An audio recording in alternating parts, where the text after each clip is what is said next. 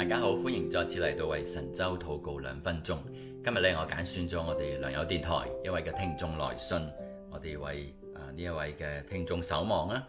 呢位聽眾佢姓杜，係杜弟兄。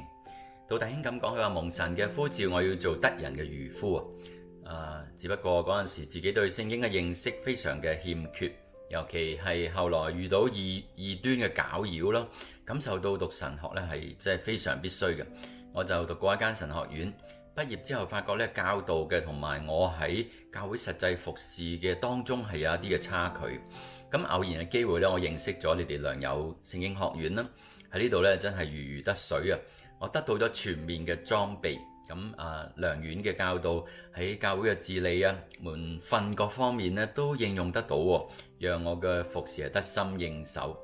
咁畢業之後，我喺教會咧都推動良院啊，有12位嘅同工經過學習，成為教會侍奉嘅中堅力量。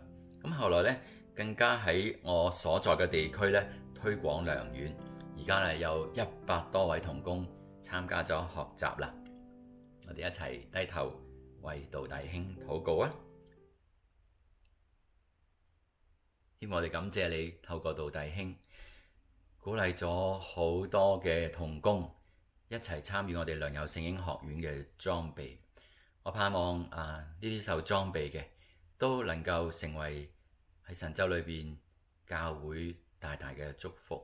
願意你繼續賜福杜弟兄手所作嘅工，讓佢咧能夠鼓勵到更多嘅人一齊接受神學裝備以至到真係唔單止係將純正嘅道理可以教導喺神州裏邊嘅同胞，亦都咧讓佢哋知道佢哋自己所信嘅，亦都可以抵擋到異端。我哋同心嘅禱告仰望，奉耶穌基督嘅名，阿門。